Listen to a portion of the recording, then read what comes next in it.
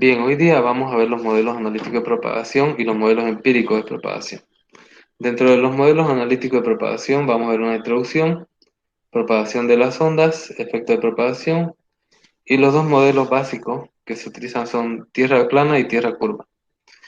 En cambio, si hablamos de los modelos empíricos de propagación, vamos a ver una introducción, modelos empíricos para exteriores y modelos empíricos para interiores. Estos son modelos que nos permiten ayudar a determinar pérdidas en la propagación del enlace. Como introducción, diremos que los modelos analíticos se basan en la física, más concretamente en la óptica geométrica, en la teoría de los rayos. Son útiles en comunicaciones punto a punto. Estudian el desvanecimiento a gran escala. Las variaciones aquí ocurren a velocidades de decenas de segundos e inclusive minutos. Si hablamos de desvanecimiento a gran escala, significa que son redes que tienen frecuencia bastante baja, AM, paso banda. No, entonces no sirven estos modelos analíticos para representar las comunicaciones actuales que son muy rápidas y que tienen frecuencias muy altas. Para determinan la media de atenuación de la transmisión y de la potencia recibida por medio de considerar la refracción-reflexión, la difracción, la dispersión y el efecto de las guías de onda. Los modelos analíticos se caracterizan por que son de resultados exactos, pero tiene que tener un detalle del conocimiento del escenario y por lo tanto su costo analítico es mucho. Por ejemplo, si yo quiero saber qué pérdidas hay en un cuarto, tengo que medir cada cable, cada mesa, cada lateral, todo tengo que medirlo y meterlo en un modelo matemático de ecuaciones diferenciales sumamente complicado para yo tener un modelo analítico de propagación. En radiodifusión o comunicaciones móviles, comunicaciones punto a multipunto, esta metodología analítica resulta demasiado costosa. Tener que calcular por dónde va cada uno de los rayos es demasiado. En las actuales comunicaciones móviles y redes inalámbricas, con gran tráfico de datos a velocidades de milisegundos, los modelos analíticos de propagación se consideran inaplicables. Estamos hablando de que las comunicaciones actuales tienen una frecuencia de gigahercios, altísimo ancho de banda, entonces su velocidad estamos hablando de milisegundos, ¿no? Que tarda la información, no es aplicable los modelos analíticos, los modelos matemáticos físicos. Cuando hablamos de los modelos analíticos, tenemos que pensar un poco en la propagación de las ondas. El estudio de la propagación de ondas a través de los medios reales puede estudiarse a partir de diferentes formas. ¿Cómo nosotros estudiamos la propagación de las ondas? Por las ecuaciones de Maxwell, que son muy complejas y a veces no son prácticas, son ecuaciones diferenciales que relacionan el calor, la energía y el campo eléctrico, que son tres representaciones del mismo fenómeno según Maxwell, modelos simplificados basados en la óptica geométrica, expresiones empíricas o curvas de propagación obtenidas a partir de medidas y recomendaciones de la I2R, que son las recomendaciones para radioenlaces que nos da la Unión Internacional de Telecomunicaciones. Entonces, básicamente, si hablamos nosotros de la propagación de ondas para modelos analíticos, nos basamos en las dos primeras, ya sea ecuaciones de Maxwell o modelos simplificados basados en la óptica geométrica. En lo que es modelo tierra curva y tierra plana, se utilizan modelos simplificados basados en óptica geométrica. Las expresiones empíricas o curvas de propagación obtenidas a partir de medidas se utilizan los modelos empíricos de propagación. En las recomendaciones de la I2R también se utilizan modelos empíricos. En general lo que buscamos es calcular las pérdidas, la atenuación. Eso es lo que queremos calcular nosotros, porque ya no son pérdidas básicas del espacio libre, sino que hay diferentes factores como la movilidad, los obstáculos, los edificios, que queremos calcular nosotros cuál es realmente la potencia que le llega al receptor. Entonces son métodos básicos de predicción de las pérdidas básicas de propagación. Las características de propagación dependen de qué. ¿De qué depende la característica de propagación? Situación del trayecto respecto a obstáculos. El trayecto desde que el rayo se lanza desde el transmisor hasta que llega al receptor. En el trayecto puede haber suelos, puede haber colinas, edificios, vegetación, etc. Características eléctricas del terreno. El terreno también es un dieléctrico, entonces tiene una contacta dieléctrica y una conductividad que afecta la transmisión de los electrones. Propiedades físicas del medio, por ejemplo, también el aire tiene ciertos componentes eléctricos y esas propiedades físicas son intensidad de precipitaciones, absorción por gases y vapores, eso afecta el flujo de los electrones. Frecuencia de transmisión, a frecuencias mayores menor distancia, distancia entre los transceptores, mientras más largo sea la distancia, mayor es la atenuación, y polarización de las ondas, ¿no? Si son polarización horizontal o si son vertical. Por ejemplo, nosotros queremos polarizar verticalmente para lo que está en el medio, que un enlace punto a punto no afecte mucho, ¿no? O polarizamos verticalmente para cuando tenemos frecuencias muy bajas. Acá tenemos bandas de frecuencias que se utilizan en la propagación de ondas. Fíjense, si estamos hablando de ondas miriamétricas de 100 a 10 kilómetros, estamos hablando de frecuencias de 3 a 30 kilohercios en la banda de muy baja frecuencia. Si hablamos de longitudes de onda de 10 a 1 kilómetro, estamos hablando de ondas kilométricas de 30 a 300 kilohercios de frecuencia, una banda de baja frecuencia. Es decir, esas dos, y bueno, las ondas hectométricas de 1 a 0.1 kilómetros, es decir, ahí estamos hablando de frecuencia de 0,3 a 3 megahercios, estamos hablando de media frecuencia. Si hablamos hasta ahí, hasta media frecuencia, estamos hablando de AM. Si hablamos ya de ondas de 100 a 10 metros, ondas decamétricas, que tienen una frecuencia de 3 a 30 megahercios, estamos hablando de alta frecuencia. Si hablamos de ondas métricas de 1 a 10 metros, estamos hablando de banda de frecuencia de 30 a 30 megahercios, estamos hablando de muy alta frecuencia. Si hablamos de ondas de 0.1 a 1 metro, son ondas decimétricas, que estamos hablando de una frecuencia de 0,3 a 3 gigahercios, que son ultra alta frecuencia. Y si hablamos de ondas centimétricas de 1 a 10 centímetros, estamos hablando de frecuencia de 3 a 30 GHz, estamos hablando de súper alta frecuencia. Fíjense, si hablamos de las dos últimas, sobre todo, estaríamos hablando de comunicaciones de datos, ¿no? Wi-Fi, LTE, estamos hablando de esas velocidades. Si hablamos de las dos centrales, de los 1 metro a los 100 metros, estaríamos hablando de FM y los principios de las comunicaciones móviles, ¿no? 1G, 2G.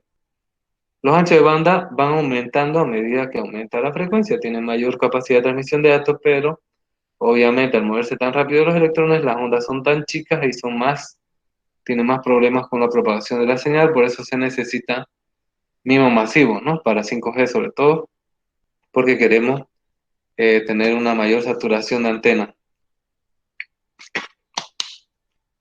mayor cantidad de antenas, ya para que puedan llegarse a más corta distancia con alta frecuencia y mayor ancho de banda.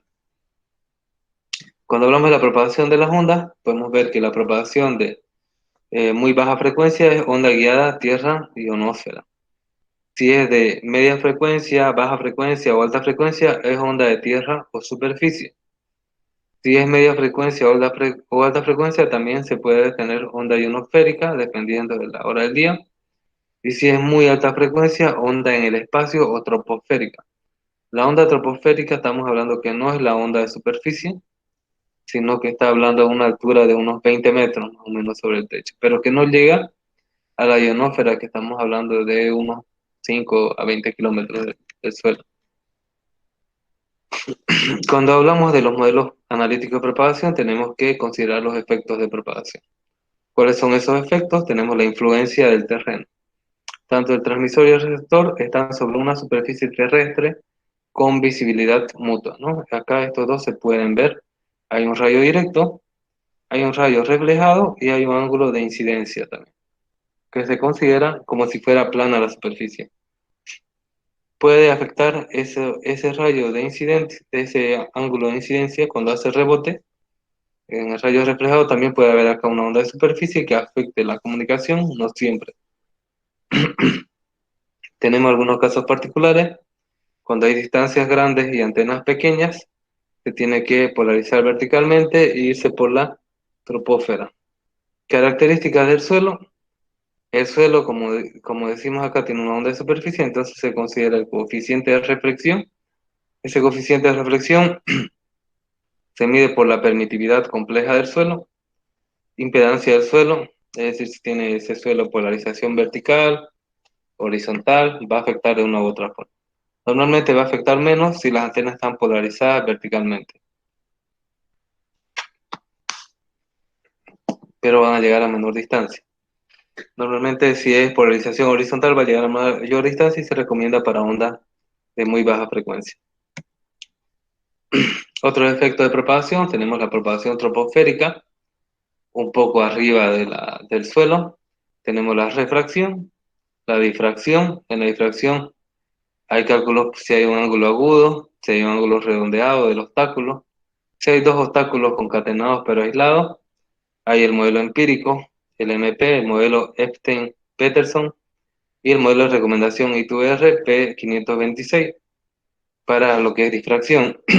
No lo vamos a profundizar en este tema, pero existe eso para medir analíticamente de qué hay difracción. Para la atenuación se consideran tres cosas. La vegetación tiene una recomendación, la I2R P833. La vegetación afecta sobre todo en una zona selvática. Los gases y vapores atmosféricos, esto depende de la zona de lluvia, la contaminación. Y tenemos también la lluvia y la despolarización. Existe, por efecto de la lluvia, que tiene cierto movimiento de electrones, es afectada la polarización de las comunicaciones. Bien, entonces vamos a empezar con los modelos analíticos. El primero se llama modelo de tierra plana. Se aplica para distancias cortas para los que pueda despreciarse la curvatura terrestre y con el terreno plano. Cuando una distancia es corta, pareciera que la Tierra es plana. Ya con mayor distancia se va viendo que la Tierra es curva, ¿no? Por ejemplo, si ustedes van andando por el segundo anillo y miran al horizonte, llega un punto que ya no se ve, que empieza a afectar la curvatura de la Tierra, ¿no? Pero hay otros puntos en donde hay una línea directa. Cuando hay un modelo Tierra plana, se considera rayo directo, rayo reflejado, ángulo, ángulo de incidencia de la antena, potencia de transmisión, un punto S donde se hace el rebote del rayo, una distancia que hay entre transmisor y receptor, la altura del transmisor y la altura del receptor. Acá tenemos una diferencia en la fase de comunicación. Por el rayo directo y rayos reflejados se calcula como 4pi, la altura del transmisor por la altura del receptor dividido entre la longitud de onda por la distancia. También se puede calcular el coeficiente de reflexión complejo, se especifica en términos de su módulo y fase.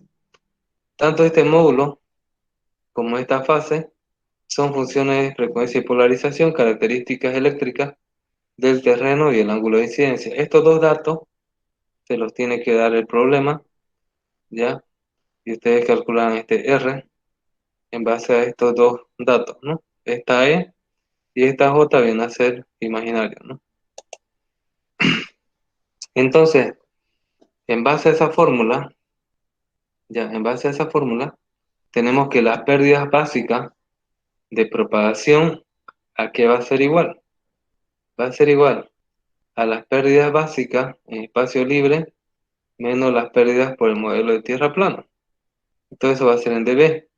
Y estas pérdidas del modelo de tierra plana son 10 veces el logaritmo de 1 más el módulo de r al cuadrado más 2 veces r por el coseno de la diferencia de acá de fase más lo que viene a ser la función de polarización que nos da el dato, ¿no? De reflexión. Entonces estos datos, este se puede calcular, esta R les dan estos datos, esta R solita se puede calcular, este módulo de R se los da, y esta beta también se los da.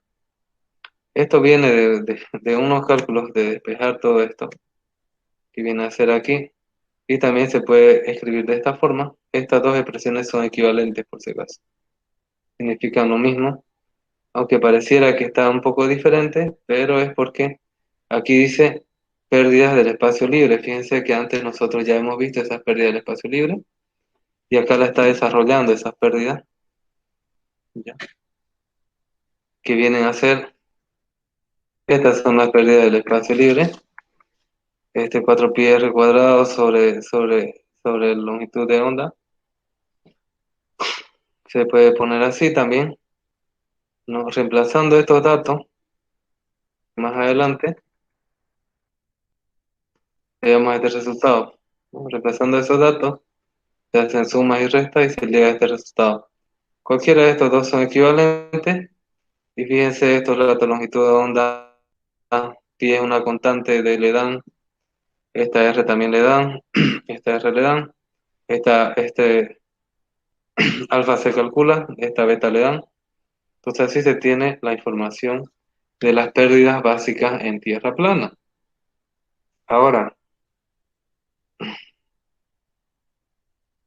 hay una simplificación, ¿no? Porque esto es un poco complicado. Entonces tenemos el caso particular de que las frecuencias son iguales o superiores a 150 MHz. Acá tenemos que la distancia es mayor que las alturas de la transmisora y receptora. El ángulo de incidencia se considera cero por la distancia. El módulo 1 y beta se considera pi. Entonces, se toma un valor habitual de los modelos de tierra plana para distancia de este valor y se considera que la distancia es 12 de la altura de la transmisora por la altura de la receptora dividida entre la longitud de onda. Entonces, la pérdida de propagación se puede aproximar a esta fórmula. Esto serían unidades naturales. Si lo llevamos a logarítmico, sería que la pérdida básica en lo que es tierra plana sería 40 veces el logaritmo de la distancia menos 20 veces el logaritmo de la altura transmisora por la altura receptora más 120. Esto es cuando las frecuencias son iguales o superiores a 150 MHz. ¿Ya? Entonces, hay otro caso de simplificación cuando las frecuencias son inferiores a 150 MHz. En este caso, para frecuencias inferiores a 150 MHz, hay que tener en cuenta la onda de superficie. Esta onda puede influir en el modelo de tierra plana sustituyendo la altura de la transmisora y la receptora por unas alturas nuevas derivadas que se definen de la siguiente forma.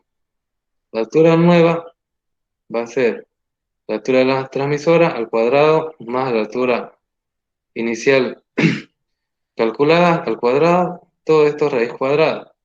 Y la altura receptora va a ser lo mismo, pero considerando la altura receptora inicial.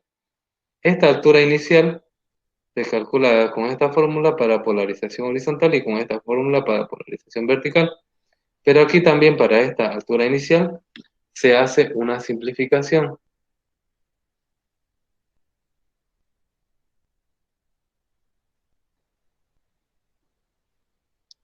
Ya, este parámetro h sub 0 solo toma valores significativos para polarización vertical y frecuencias menores a 150 MHz. Normalmente h sub 0 será dada por una tabla dependiendo del tipo de frecuencia y suelo, con polarización vertical en la mayoría de los casos, porque es frecuencia inferior a 150 MHz y cuando las frecuencias son muy bajas, la polarización es vertical. El resto de los casos, h sub 0 se puede suponer 0. Si es que la polarización es vertical, ustedes lo van a suponer 0. Entonces, o si la frecuencia es mayor a 150 MHz, entonces h sub t' va a ser igual a h sub t nomás, porque este es 0, raíz cuadrada de elevado al cuadrado, te da h sub t. Y por eso se hace esta simplificación aquí, porque estas son frecuencias superiores a 150 MHz. Pero si hubiera una polarización vertical, en vez de hacer este cálculo, se utiliza esta tabla. Y entonces acá están los valores de h sub 0 para diferentes frecuencias. Si no hubiera uno, lo promedian. Si no le dice qué tipo de suelo es, usted analiza y usted considera cualquiera de estos y ya saca en base a eso cuánto va a ser, no, cuánto va a ser h sub 0. Entonces, considerando esta tabla, ya no se considera esta fórmula de acá, es más sencilla. Pero esta tabla solo se considera si la frecuencia es menor a 150 MHz y la polarización es vertical. Si la frecuencia es mayor a 150 MHz o la polarización es horizontal, h sub 0 es 0 y se da esta simplificación de acá. Pero con esta nueva simplificación, con esta h sub 0 es fácil calcular estos valores, ht' y hr', y queda la misma fórmula que la simplificación de frecuencias mayores a 150 MHz o polarización horizontal, pero en vez de las ht y hr se considera ht' y hr', ¿no? Fíjense, esta fórmula es bastante similar a esta de aquí, pero que considera las alturas directas y acá las alturas primas. Solamente calculando con esto es una suma de dos potencias y raíz cuadrada. Esta fórmula es independientemente de la frecuencia, que nos conviene, aunque obviamente acá sí es dependiente para el h sub 0, de que frecuencia menor a 150 MHz, y proporcional a la cuarta potencia de la distancia, ¿no? Por eso son los 40 de aquí. Ahora vamos a avanzar otro modelo. Bueno, aquí lo dejo la fórmula un rato para que lo miren. Le saco una captura de pantalla un minuto y después vamos a seguir con tierra curva y con eso vamos a acabar la clase hoy día.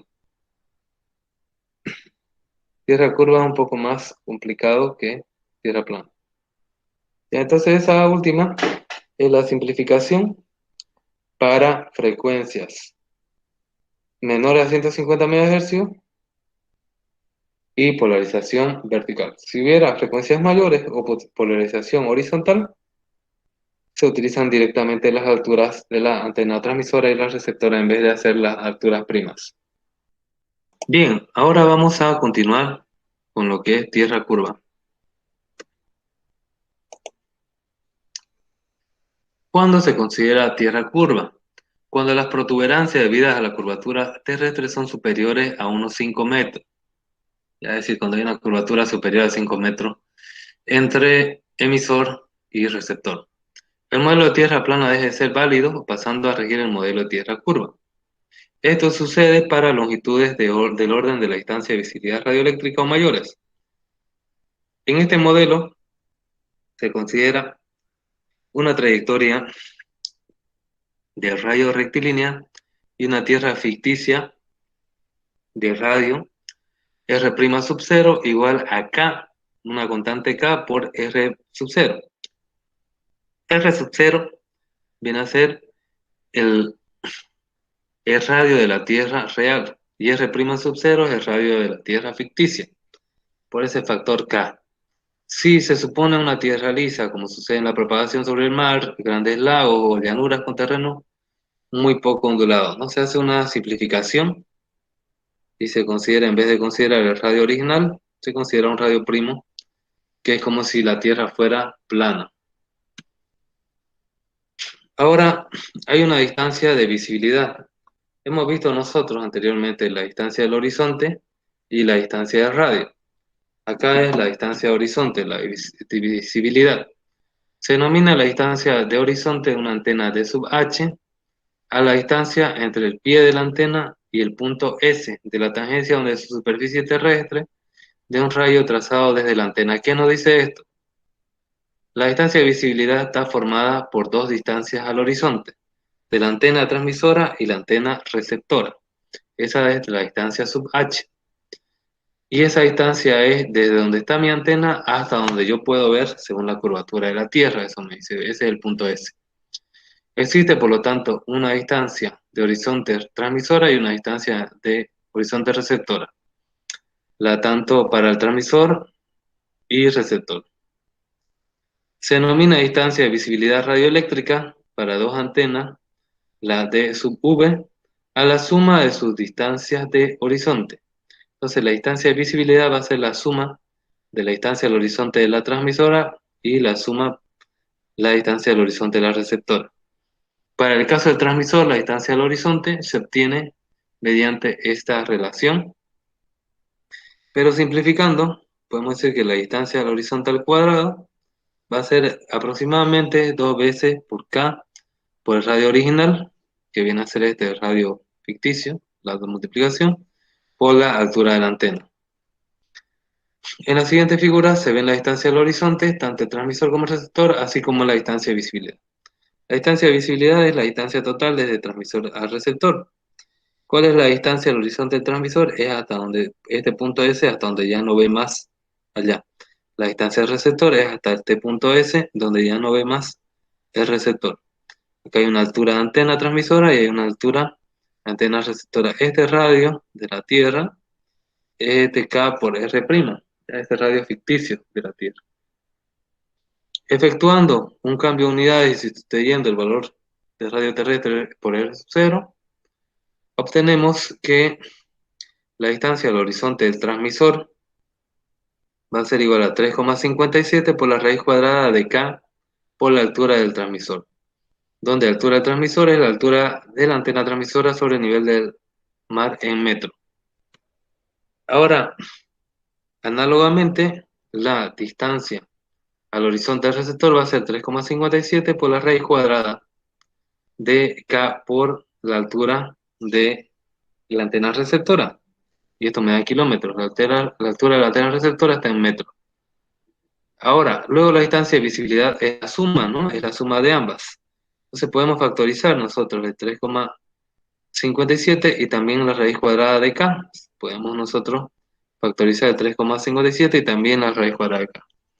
K se considera 4 tercios, es el valor de K.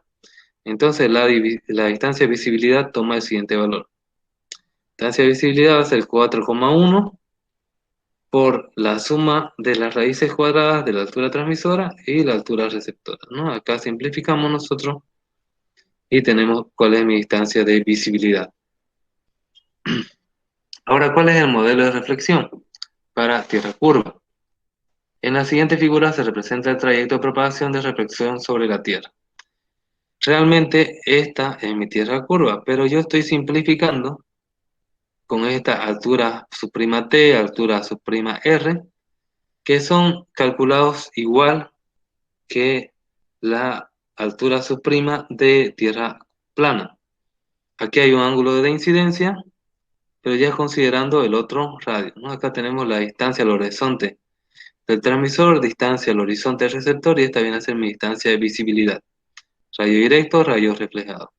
Este método consiste en hallar un nuevo coeficiente de reflexión de la Tierra que debe configurarse debido a la divergencia que produce la reflexión de rayos sobre una superficie esférica convexa. No hay divergencia porque hay un rayo directo y hay un rayo reflejado en esta superficie que es esférica convexa. Entonces, tenemos primero que hallar la diferencia de recorrido de los dos rayos, el rayo directo y el rayo reflejado. ¿Cuál es su diferencia de recorrido? Es esta delta de L. Entonces, la diferencia de este recorrido va a ser igual a 2 veces la altura prima de transmisión por la altura prima de recepción. Esto calculado como en tierra plana. Dividido entre la distancia por 10 elevado a la menos 3, todo esto en metros, viene a ser la diferencia de recorrido de los rayos. Tenemos acá la distancia está en kilómetros y las alturas primas están en metros. Se calculan como tierra plana. Ahora, después calculamos la diferencia de las fases del ángulo. Por tanto, suma el valor de la diferencia de la fase, solo este delta, va a ser igual a 2pi por la diferencia de recorrido de los rayos sobre la longitud de onda. Haciendo una simplificación, 2pi y la longitud de onda, podemos decir que va a ser la diferencia de la fase, pi por la frecuencia, por la diferencia del recorrido de los rayos dividido entre 150, ¿no? La longitud de onda con la frecuencia son inversas y tienen una relación que nos da cualquiera de estos dos, dependiendo de los datos que tengamos. Tenemos que calcular la diferencia del trayecto de los dos rayos, pero podemos tener longitud de onda o frecuencia. Entonces utilizamos una u otra forma para calcular la diferencia de fase, esta delta, y eso está en radianes. La frecuencia está en megahercios, longitud de onda está en metros, y esta delta va a estar comprendido entre 0 y 2 pi radianes. Luego, el coeficiente de reflexión que nosotros queremos calcular va a ser RE, coeficiente de reflexión, por R por D. Este es el modelo simplificado, pero en realidad va a ser RE por un valor de, por un E elevado a la Y al cuadrado, al negativo de Y al cuadrado, sobre 2, donde Y al cuadrado es esta expresión basándose en la desviación típica de las ondulaciones del terreno, la longitud de onda y el ángulo de incidencia. Pero para simplificar un poco esto, tenemos que D siempre toma un valor menor a 1 y se calcula con esta expresión que está en base acá, que vale 4/3, la distancia, ¿no? La distancia al horizonte de la transmisora, la distancia al horizonte de la receptora, la distancia total y la altura prima de la transmisora, todo esto raíz cuadrada. Ese se calcula el valor de D para encontrar esto de aquí. Además, se puede corregir el coeficiente de reflexión introduciendo una atenuación de rayos reflejados debido a la rigurosidad del terreno. Esto viene a ser esta parte de aquí. En estas condiciones, el valor del campo en recepción se calcula aplicando la ecuación de modelo de propagación, despreciando el efecto de la onda de superficie. Se tiene de esta fórmula de aquí, derivándola, nosotros despejamos E, y va a ser E va a ser igual a un E supremo por todo esto, ¿no? 1 más el coeficiente de reflexión al cuadrado más 2 veces el coeficiente por el coseno de esta beta nos dan, más esta delta que nosotros calculamos de aquí, ¿no? Acá esta. Y esta R sub E está calculado de esta forma simplificada. Nosotros pasamos este miembro a dividir y tenemos esta expresión de donde nosotros podemos calcular ya las pérdidas. Delta y R sub E se ha calculado previamente. Delta está calculado aquí y R sub E está calculado aquí. R sub E depende de este D, que se calcula en base a estos valores que son conocidos. Ahora, el cálculo, lo que nosotros que queremos es el cálculo de la pérdida básica de propagación. En tierra curva va a ser lo siguiente. Va a ser igual. Las pérdidas en tierra curva va a ser las pérdidas en el espacio libre, pérdidas básicas del espacio libre que está calculado previamente, menos 10 veces el logaritmo de ¿qué? De 1 más este coeficiente de reflexión que está calculado previamente al cuadrado, más 2 veces el coeficiente de reflexión por el coseno de beta más delta. Esta delta también está calculada previamente, que es la diferencia de fase. Simplificando el modelo se tiene la consideración, el radio inicial se tiene RE es igual a D por R, ¿no? Entonces se podría RE, D por R, RE, D por R también se lo puede poner. Donde delta, D y RE son valores calculados y beta y R son valores proporcionados. Esto nos tiene que dar según el modelo de rigurosidad del suelo. Si ustedes miran la diapositiva que yo utilizaba anteriormente como base, se calcula lo mismo, pero no está en esta secuencia, entonces era infumable tierra curva. Y ahora sí tiene una secuencia, son unos cálculos un poco duros, pero tiene una secuencia, tiene un orden, tiene una forma de calcular. Ya ahí dice qué valores le tienen que dar y qué valores usted puede calcular, ¿no? En base a las alturas y las distancias. Y las alturas primas también tiene que saber cómo calcular, ¿no? Entonces, está más entendible. Vamos a empezar con los modelos empíricos de propagación. Una introducción. Los modelos analíticos tienen limitaciones, requieren del conocimiento exacto del perfil, son apropiados para enlaces punto a punto. Sin embargo, en la vida real, en un enlace hay distancias, hay obstáculos, hay difracción, hay reflexiones. Entonces, para medir todo eso sería carísimo con un modelo analítico, un modelo basado en física y matemática. Entonces nos basamos en modelos empíricos.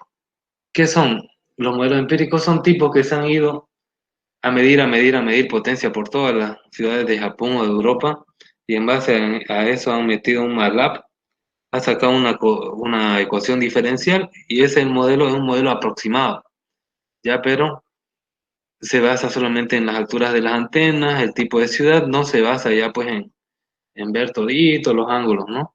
Entonces simplifica bastante los cálculos, los modelos empíricos, se basa en mediciones. Y en base a eso se hace predicciones de las pérdidas de propagación. que lo que nosotros calculamos son pérdidas, ¿no? Para ver cuánto es la potencia que me llega, para ver si el enlace es viable o no. Si quisiéramos predecir la potencia señal recibida en la zona determinada como la siguiente imagen, ¿qué pasaría? Fíjese acá, hay edificios, hay los móviles, hay árboles. Existirían por lo menos 12 radiales, dice. Acá hay 5, 6 hay, ¿no? Ida y vuelta 12 radiales que tendrían que calcular uno por uno y hacer después una sumatoria sería muy complicado. Sería un proceso largo y laborioso y el entorno urbano con alta complejidad para modelar todos los obstáculos, esto es muy difícil. Entonces, existen modelos empíricos que se basan en la creación del modelo, en base a campañas de medición, ajuste de medidas con un modelo, extracción de parámetros dependientes del entorno y después se aplica el modelo, ¿no? Primero lo crean el modelo midiendo, ajustando y extrayendo parámetros importantes con una ecuación diferencial y después se aplica el modelo, se hace la medición de parámetros en el entorno y se hace el cálculo de las pérdidas. Ya, hasta ahí vamos a quedar. Entonces, a continuación vamos a hacer un ejercicio básico. Ya. Fíjense acá. Acá ¿qué dice el ejercicio? Trabajando con enlaces High Symbol Rate, donde se ha medido una pérdida básica de 130,8 y donde se establece un necesario margen de fading de 839, ¿será viable utilizar un enlace 8 QPSK y 16 QPSK? Entonces vamos a ver esto de acá. Pareciera que nos falta datos, ¿no? Potencia de transmisión, potencia de recepción, ¿no? Y para hallar todo, ¿no? Pero se basa en un datasheet del equipo. Ya, entonces vamos a ir al datasheet del equipo para poder hacer los cálculos. Acá abajo está el datasheet del equipo. Y acá tenemos su banda de frecuencias, tenemos también sus canales, su figura de ruido, su SNR y lo que queremos. Hay symbol rate, dice, ¿no? En 16 QPSK, ¿cuál es su sensibilidad? Y en QPSK, ¿cuál es su sensibilidad? Ahora nosotros queremos saber la potencia de transmisión. Acá está la potencia de transmisión. La estación base tiene una potencia de transmisión de 20 dBm, dice. Y la estación suscriptora 20 dBm. Los dos tienen 20 dBm y sus sensibilidades, si se fijan, son las mismas, ¿no? Ahora tenemos que ver la ganancia.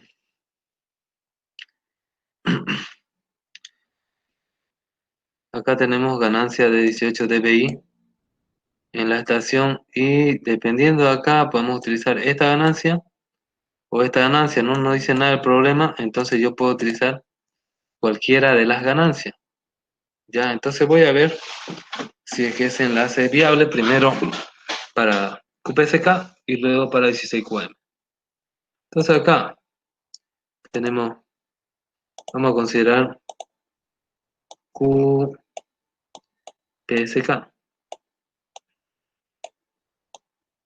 ¿Qué datos me da el QPSK? Bueno, aparte que la fórmula, la potencia de recepción viene a ser igual a la potencia de transmisión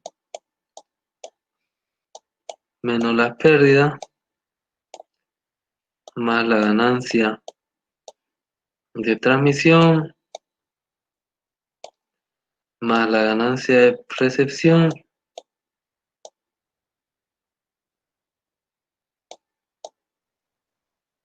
menos el margen, ¿no? Entonces eso vamos a calcular para QPSK.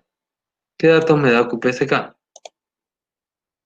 Me dice para QPSK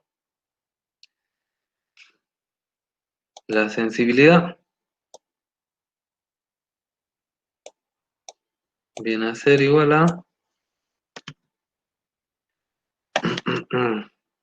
menos 90,7 dBm menos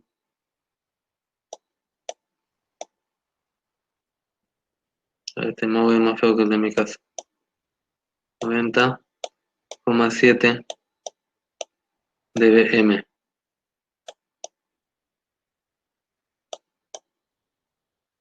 En mi sensibilidad. Mi potencia de transmisión es 20 dBm. Y ese me dice el datasheet. Tengo que saber leer el datasheet y buscar, ¿no? Buscar, a veces tardo harto, porque cada empresa es diferente. Este es 20 dBm. 20 dBm. Bien. La pérdida es la ganancia. La ganancia. La ganancia del transmisor es 16 y 17,5. Voy a considerar la más baja. Voy a considerar la ganancia más baja, que es 16 dpi. La ganancia del transmisor. Hay 16, y está también la 17,5. De la ganancia del transmisor, la estación base. La estoy considerando transmisora. Puedo utilizar cualquiera porque no me dice. Y la del cliente voy a considerar receptora y esa me da la ganancia de 18 dB. Tiene mayor ganancia porque es receptora, ¿no? Tiene que amplificar la señal. Bien. Entonces simplemente voy a hacer un reemplazo. No voy a poner uno por uno los datos porque está sumamente malo este mouse. Y voy a ir con una calculadora y voy a sumar y restar nada más. Ah, ya, falta el margen. El margen me lo da el problema y las pérdidas. Las pérdidas me dice que son 130,8 dB. Esto me da el problema. 130,8 dB.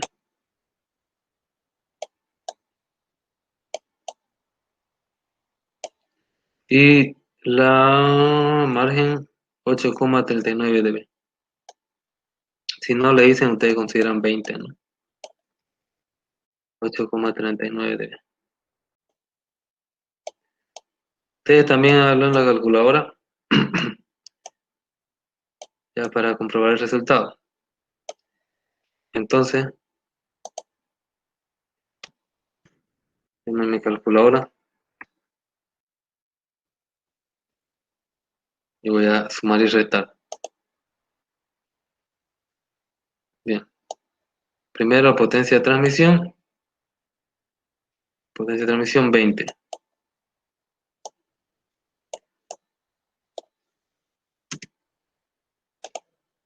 Pérdida, del resto, 130,8. Le sumo la ganancia de transmisión, 16. Le subo la ganancia de recepción, 18. Y le resto el margen, que es 8,39. Me sale total menos 85,19. Se me sale menos 85,19. ¿Qué unidades? Pues me define la potencia de transmisión, la unidad de BM. Ya, ¿este enlace será viable o no? Mi sensibilidad es menos 90. Por acá está no menos 90, como tanto, ¿no? Esta es mi sensibilidad. Mi potencia de recepción me sale menos 85, tanto. Esta es mi potencia de recepción. Potencia de recepción es mayor que la sensibilidad. Entonces el enlace sí es viable. ¿Ya? El enlace sí es viable. Ya considerado un margen. Si no le dijeran este margen, ustedes consideran 20. Acá por algún motivo este equipo, esta marca considera ese margen. Tienen una mirada, saquen una foto un par de minutos y voy a ver con el otro dato que me pide, que es 16 QAM. 16 QAM tiene una tasa de emulación mayor, por lo tanto va a modificar un poco va a modificar un poco la sensibilidad. De hecho, solo modifica la sensibilidad. Todos los demás parámetros son, son los mismos. Entonces, acá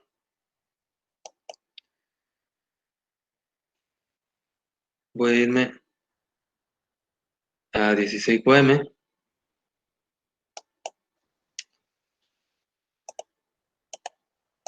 Acá en 16 qm, ¿qué es lo que cambia?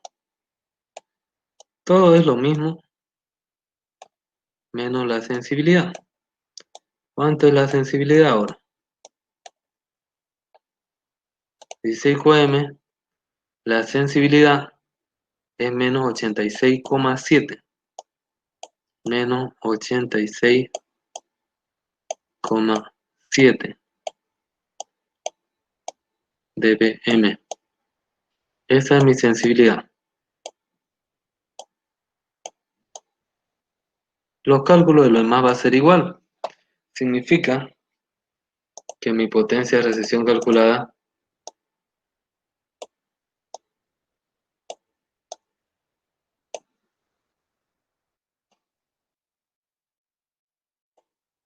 va a ser igual a la que se calculó previamente, no varía nada. Menos 85,19. Menos 85,19 dB. Ahora si yo miro la real, acá está 85 menos 85.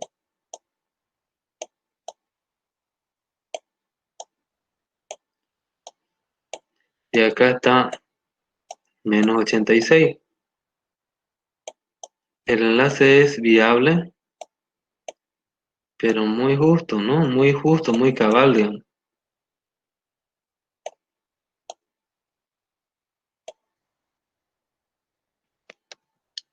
Muy justo, ¿no? O sea que no es recomendable. Aparte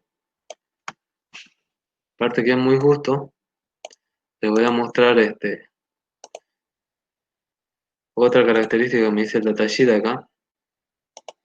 Fíjese esa parte que está resaltada. Dice que hay más menos 2 dB de variación. Puede haber más menos 2 dB de variación, ¿no? Eso le llama acá Power Ranger Occurrence, ¿no? El Power Ranger Occurrence, es decir, mi variación va a ser de más o menos 2 dB en transmisión y recepción, dice, ¿no? Entonces puede llegar inclusive hasta más o menos 4.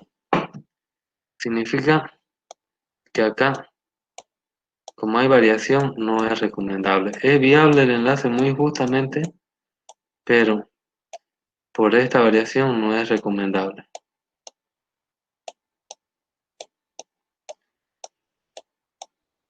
Y tiene sentido, ¿no?